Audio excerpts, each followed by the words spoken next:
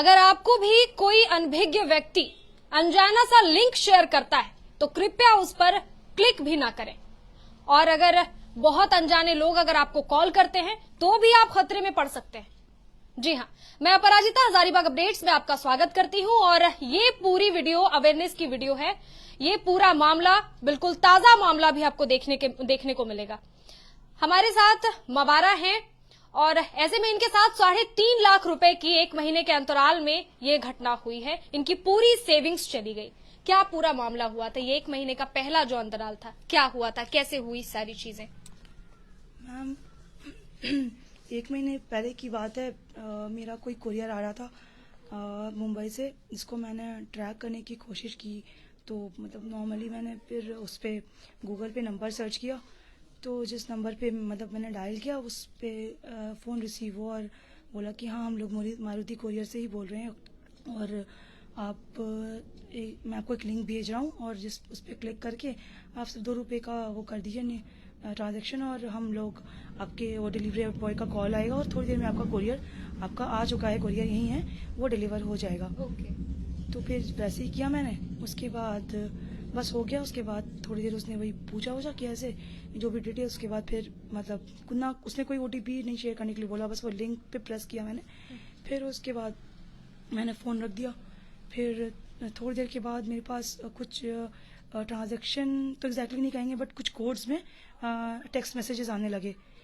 तो फिर जब मैंने चेक किया, इतनी देर में समझ नहीं आया मुझे। फिर मैंने जब बैलेंस चेक किया तो उसमें 96,715 रुपीज़ का मतलब डेबिट हो चुका था, पैसे कट चुके थे मेरे अकाउंट से।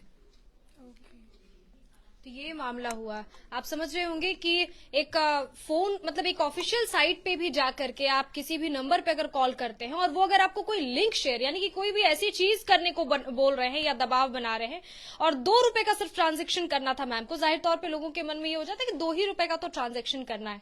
लिंक पे शेयर किया इन्होंने, इंस्टॉल हो गया एक APK फाइल और उस पर जैसे ही इन्होंने क्लिक करके आगे का प्रोसेस किया, इनका फोन हैक हो चुका था और उसके बाद जो है पूरा ये प्रोसेस हुआ। 97 लगभग 1000 रुपीज जो है इनका कट गया और ये 1 महीने पहले की बात है। दूसरा कब आपके साथ हुआ और उसका क्या प्रोसेस था?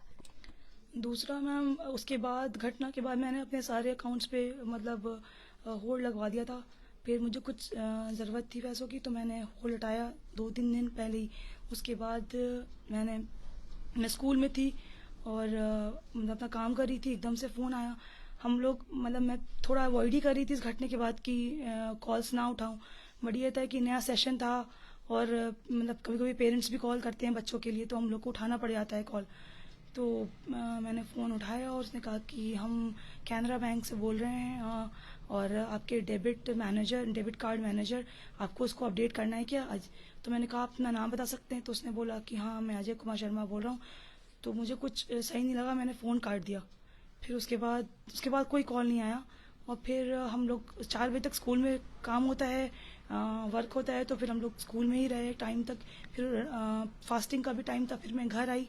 उसके बाद घर आने के बाद मैंने फ़ोन ऑब्वियसली चेक नहीं किया, रखा हुआ था। फिर जब शाम में आने के फास्टिंग खोलने के बाद जब मैंने फ़ोन उठाया तो उस पर कुछ वैसे ही कोड्स वाले मैसेज पड़े थे और OTP करके कुछ आ रहा था। और फिर लास्ट में एक मैसेज क्लियर आता है कैनरा बैंक CNB करके कि आपका लास्ट ट्रांजेक्शन 9,000 का हुआ है और आपके बैलेंस 0 है। और टोटल कितना बैलेंस था? 2,34,000। और आखिरी ट्रांजैक्शन का सिर्फ मैसेज आपको पढ़ने को मिला? जी, 9,000 का। फिर क्या हुआ? 9,000 का। तो फिर उसके बाद मुझे लगा कि शायद कहीं फ्रॉड है या क्या है या कुछ गलत मैसेज है। फिर मैं अपने दौड़ के फिर ATM गई। ATM कार्ड भी मतलब उसका जो वो था पासवर्ड काम नहीं कर रहा था, कोई एक्सेस काम नहीं कर रहा था। फिर मैंने फिर परेशान हो गई, फिर इधर उधर फ़ोन किया स्कूल में भी। फिर 10 बज रहे थे रात, तो फिर बात नहीं हो पाई किसी से। फिर हम बहुत मुश्किल से फिर वो ऑनलाइन कस्टमर केयर पे बात हुई, तो उन्होंने बोला कि आपके अकाउंट में तो पैसा नहीं है और ऐसे ऐसे इस नाम पे ट्रांजैक्शन हुआ है, इतने इतने 50 हज़ार के 4 ट्रांजैक्शन, पहला 25 का, फिर 4 50 के और फिर 9,000 कुछ ऐसे ही करके। यानी कि एक फोन कॉल और आपका पूरा बैंक बैलेंस शून्य हो जाता है। अब तक की कितनी मेहनत की आपकी कमाई थी वो?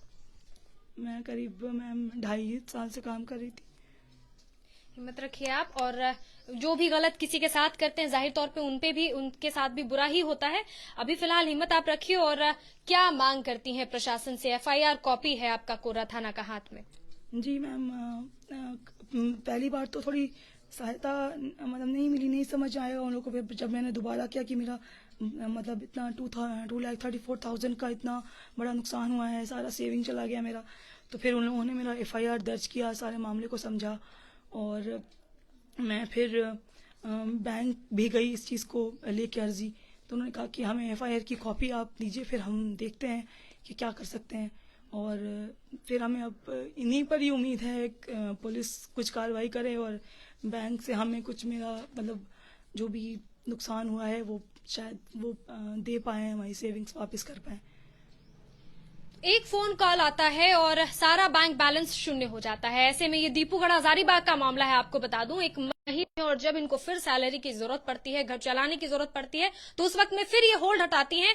और सिर्फ चूंकि रमजान का महीना चल रहा था, ऐसे में जब ये होल्ड हटाती हैं और इनको फिर एक कॉल आता है, और सिर्फ वो एक कॉल समझिए इनका पूरा फोन हैक हो जाता है। उसके बाद आपको बता दूं कि इनके फोन कॉल्स भी नहीं लग रहे थे, फोन कॉल्स ना जा रहे थे ना आ रहे थे। इन्होंने दिन भर ध्यान भी नहीं दिया, दिन भर मेहनत करी। उसके बाद जब इफ्तार में इन्होंने अपने फास्टिंग तोड़ा और जब फिर इत्मीनान से बैठती हैं, तो आखिरी जो ट्रांजेक्शन था 9,000 का, सिर्फ उसका मैसेज ये देख पाती हैं। बाकी 2,00,000 जो रुपीज था इनका, उसका ट्रांजेक्शन का मैसेज भी इनको नहीं आता है। ये पूरा वीडियो अवेयरनेस के लिए, ये पूरी रिपोर्ट आपके अवेयरनेस के लिए है, क्योंकि साइबर ठगी का मामला दिन प्रतिदिन अपना रुख भी मोड़ता चला जा रहा है, पैटर्न चेंज करता जा रहा है।